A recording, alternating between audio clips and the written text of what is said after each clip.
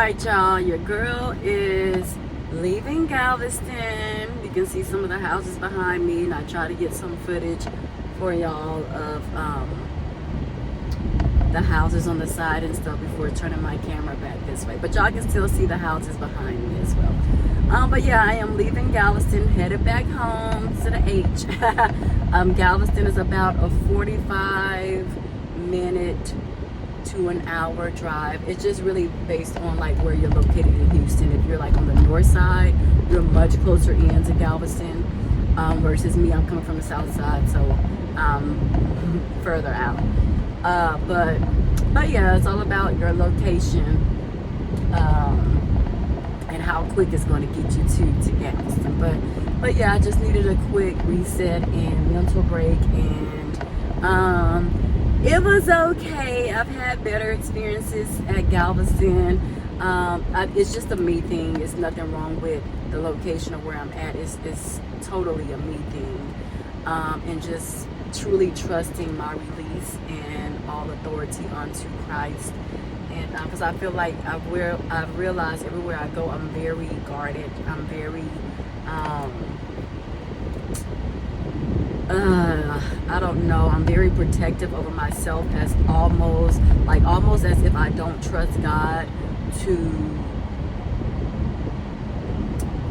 have his hedge of protection around me, even though I know he does, and he has in the past, and he has just recently and all the time, right? It's just still that fear of truly letting go. So even when I was at the beach, I'm just like, a fear of just something wild, like my mind process and where it can go. It's just like I can be my own enemy. I can be very detrimental to self, and so that's what I'm working on. So I didn't really get to truly enjoy it. It was okay, but I didn't enjoy it because of myself and not being able to release and truly relax. And I think it's more so of knowing all the craziness that's happening in the world. I'm never the type of person to be like, oh, it can never happen to me, it can never. So my guard is always up, which disrupts my peace and disrupts the peace that God wants us to feel. So it's kind of like I'm putting fear over faith. And that's a video that I was watching while I was out there on my phone. I was watching a video, and I'll post it on here, of Paul Bernard. If y'all haven't tapped into his channel, go ahead and do so. But that's what he was speaking on, like how he was able to overcome, like putting fear over faith. And so I was just listening to his video when I was out there. It was only 18 minutes long. I wish it was longer, but it wasn't, unfortunately. But that's okay, because he has like a plethora of videos that you can always go back and listen to. And sorry, I'm trying to talk over my GPS. So hopefully y'all can hear me. But yeah, so it's more personal thing. I wish I could be childlike again, where you didn't have any worries, where you didn't have any fear, where you were so naive to what was happening in the world. You didn't really let that phase you. You were just so stuck and enamored in being a child, that those things didn't really hit you. But it's like, how do you get back to that, knowing all of the things that's happening in the world, knowing that wickedness lies and seeps and waits for opportunity, knowing that not everyone is good. Not everyone has you at the best of intentions, and like wish good on your life and stuff like that. Not everyone is like that. So how do you go back into that childlike freedom and freeness of no care, no worry, and truly trusting in God that he is your protector, while knowing everything that's around us and that lies within this earth that we have to live on. So yeah, something I'm working on. But I am leaving, heading back home, you guys. I just thought I'd give y'all a full transparency moment, and be honest and authentic and in my experience. And yeah, then I was afraid. I don't know, this spirit of fear gotta go. It gotta go, because I was not like this. I wasn't like this, honestly, until 2019 hit, and then I realized no one is exempt. No one is safe from death. After my best friend passed, that's when I've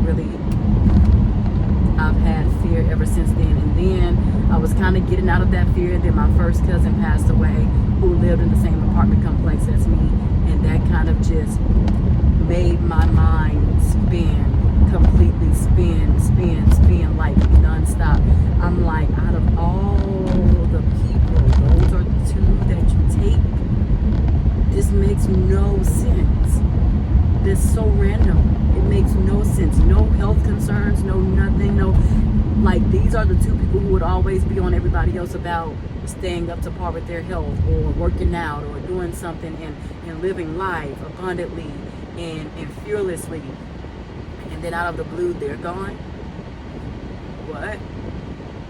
In their early 30s. We just celebrated her 30th birthday. As far as my best friend, we had celebrated her 30th birthday in Jamaica a week before she passed away. Like, literally just turned 30 years old. And then you mean to tell me that there's no more of her? My cousin literally had just turned 40 years young. And out of the blue, while he was working at his job, he had a heart attack. The same one who was always saying, "Are y'all drinking your black your black oil? What was that called? Some oil." He used to always ask us if we were taking and stuff. Black seed oil, you're taking that, you're taking your fish oil, you're doing this, you're getting your zincs, you're doing blah, blah, blah. And that's who was taking, like, I was just so confused. And then, of course, the most two recent ones, one, he turned 30 after he passed. He would have turned 30 years old, or 31 actually, because him and I are 5 years apart, so I just turned 36. He would have been 31. And then the other one, 28. So, of course, yeah, there's definitely, like, this fear is like, yeah, I do kind of fear. I have this fear, but I fear God. And not in a way that it's like fearing him in the sense where I'm making sure I stay in alignment and in accordance of his covenant. I'm going to do that regardless.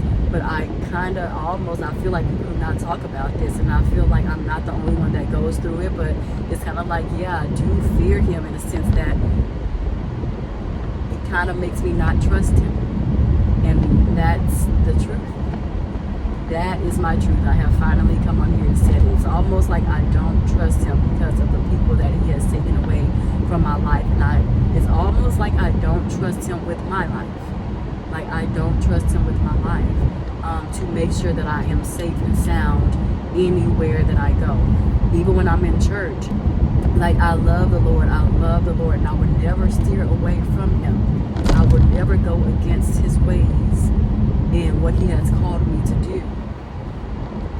And that's so, it's very complex. I'm in a complex state right now with the Lord, because it's just like, if you took them, you can take me at any given moment, because you are the Lord. You are King of Kings, Lords of Lords, and that is what I know, and that's the scary thing. That's the scary part about him, you know? And I fear him taking me and my mission is not fulfilled. My purpose is not fulfilled. Even though I know, I feel like he will take me if I've only served my purpose. I feel like people are taken when they have served their true purpose on earth. I do believe that. But sometimes I kind of do feel like maybe, not necessarily mistakes, because I don't believe God makes mistakes. I know, like, see how complex it is with me right now in my relationship with him. It's like, I do read my Bible, I try to understand, but I have so many questions just with him personally. And I'm only sharing my truth because, like I said, somebody else may be in the same situation and think that they're crazy for feeling this way, but you're not alone. You're not crazy. I think that's just our human nature, to feel all of these things, to be uncertain, to be unsure. But I don't think that it's normal that we're supposed to fear him in that sense. I think if anything, we are supposed to trust him more, because he has our lives in his hands. But it's like, how do you fully and truly and wholly do that? Because anybody can tell you, yeah, trust him, yeah, trust him, yeah, trust him, yeah, put your all in him regarding your life.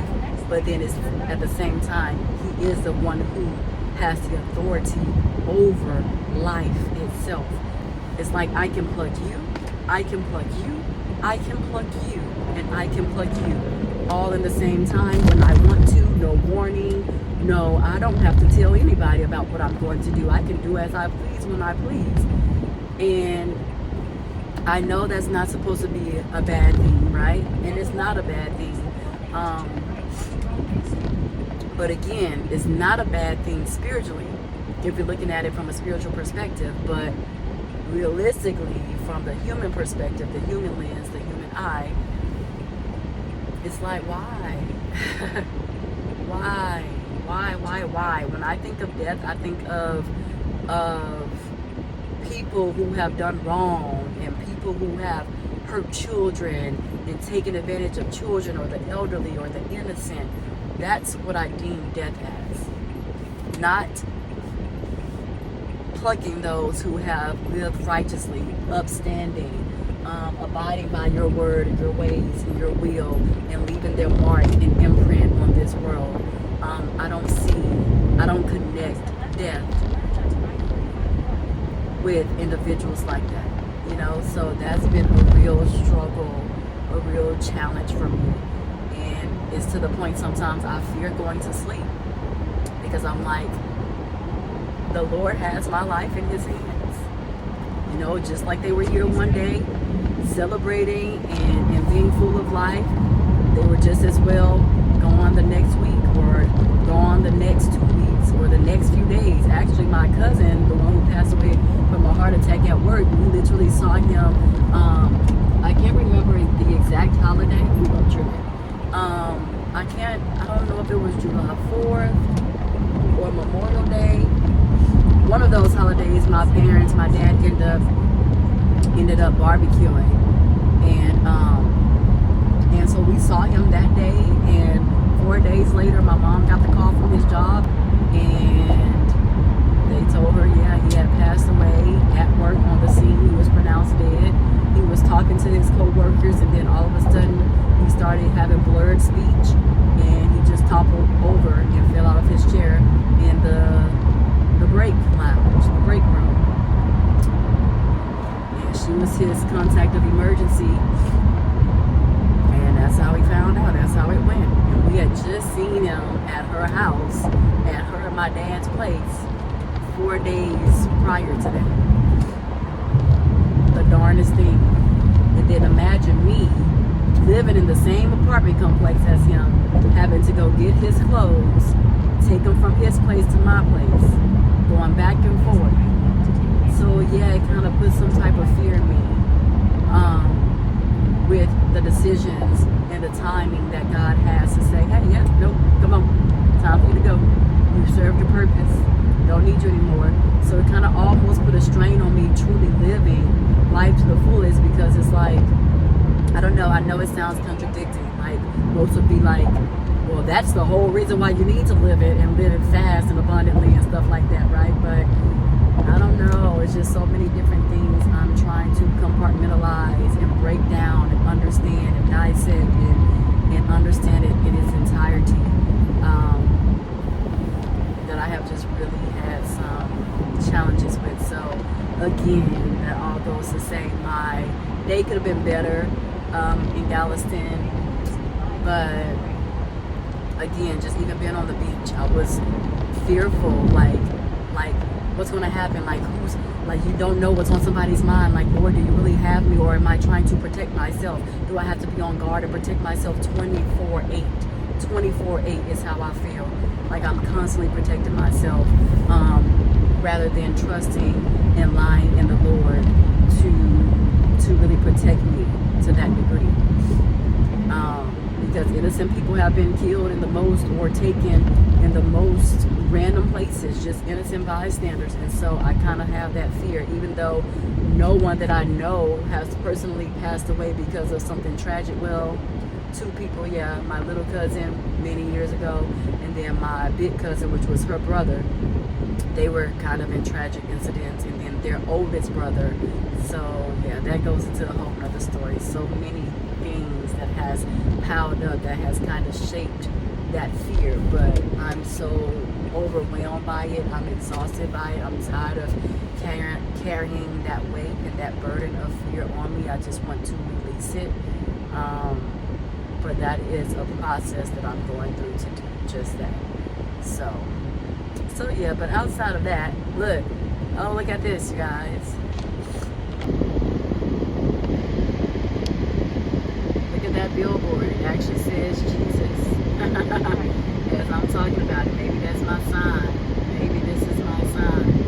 You gotta trust him. You gotta trust him. Look, that's crazy. I'm telling y'all. God be telling y'all. He be talking to me. He be giving me. He be trying to tell me now. Release and let go. Release and let go, daughter. I can only really move. You have to have faith in me before I move, though. I guess that's his way of trying to tell me, do what I'm telling you to do and relinquish all authority unto him.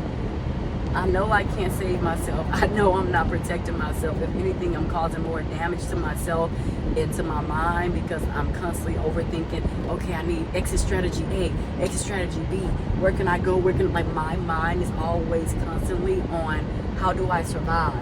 If something comes to my doorstep, my forefront, not literal doorstep, I repeat that in the name of Jesus.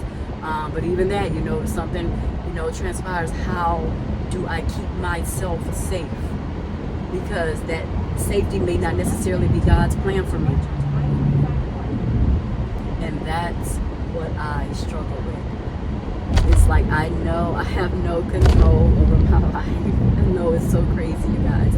I know it's so crazy because I'm literally a talking contradiction right now. I know. But it is my truth. It's my truth. It's what I've been struggling with for about a year, maybe a little over a year, where I'm just, it has actually been worse than this for me though. So I have made improvement, but now it's time for me to make more. Now it's time for me to make more. But yeah. But okay, y'all have spent the day with me, and now I'm just driving back home. So yeah, that's about it. I'm about to turn on some gospel music, and I gotta work on that fear because now it's like everything is how you listen to the gospel. Do you really even truly trust and believe in the gospel to its entirety? Because if you can't believe in the Lord, how do you believe in his music? I'm being so convicted right now. My lips so dry. But then I got all this sand in my braids, y'all. I literally just washed my braids. I just washed my hair, and now I'm gonna have to wash it again. Why? And I got sand all right here. And it's so crazy. Even that's a contradiction. I love the beach, but hate the sand. I know. I feel like I'm a very complex person. I don't know. Maybe that's why I'm still single. I don't know. I feel like I'm very complex in this state of my life. Like everything is a contradiction. but not everything. Some things, but not everything. I'm not going to do that to myself. I'm going to show myself some grace because I'm not contradictory on everything, you guys. I promise. But this faith thing, I'm still figuring it out with everybody else. I'm not going to be fake about it. I'm not going to act like I just have it all together with Christ, because I really don't. I'm on the same journey as everyone else. I'm on the same playing field as everybody else. Just trying to maneuver and figure it out as I go. Back in the day though, me and Christ, this would have never been a doubt in my mind to truly trust him. It's only now that I've experienced tragic things, unwarranted things in situations, and people passing and death in my life from people that are extremely close to me, that my relationship with him has kind of become strained. But I'm still obedient. I am still obedient and faithful to his righteousness and to being a good person that I know he has called me to be for sure. With certainty, I know that he has called me to be who I am. Extending grace to others, having empathy and sympathy towards others, being a good person, being kind, being sympathetic, empathetic, and being genuine and authentic and relatable to others. But that's also come because of the deaths that I've witnessed, that human side. I've always been this way, always been this way, always been this way. Anybody can tell you that, always been this way. It has definitely amplified since I've experienced those losses. It has tripled for sure, yes.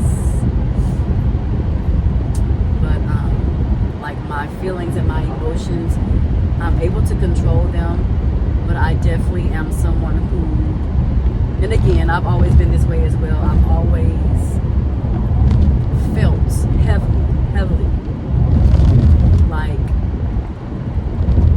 sadness for the situations that other people may be in and can't necessarily get out of right away, or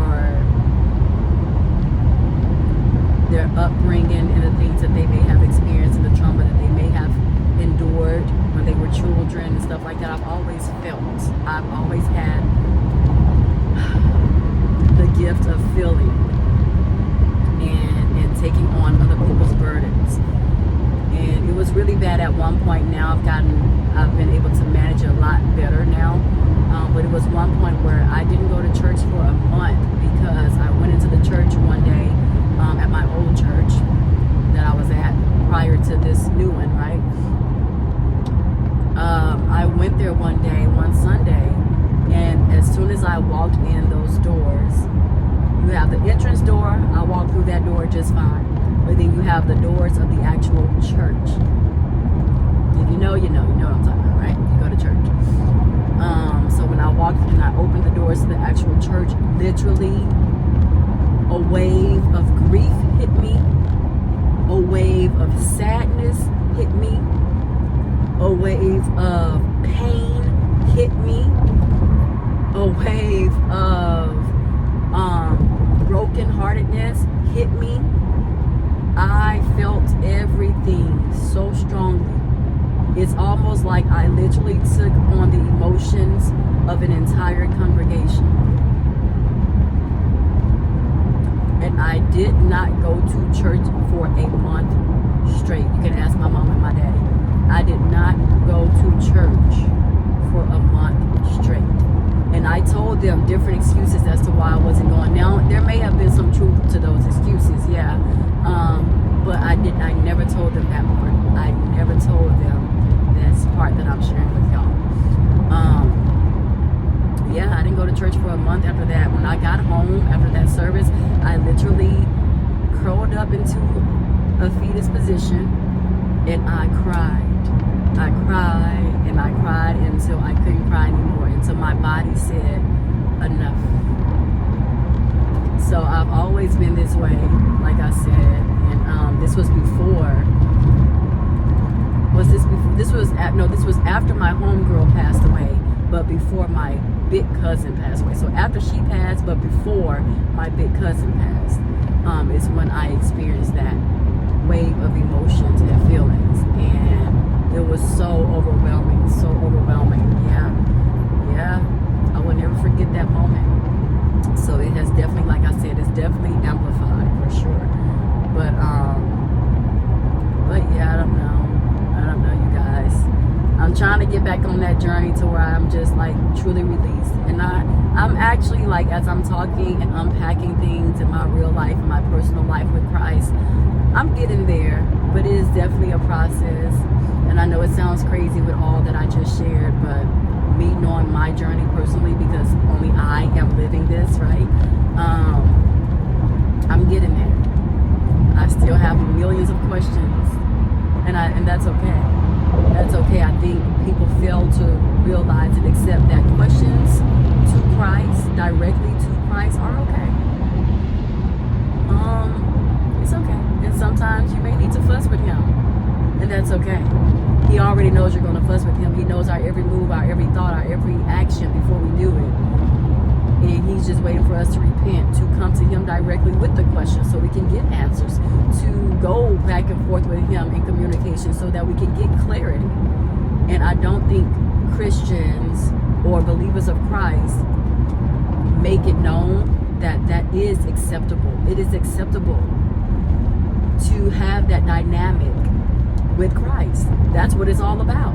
You're not going to get any closer with him by withholding your questions or acting like he don't know that you have these questions. You trying to front for God.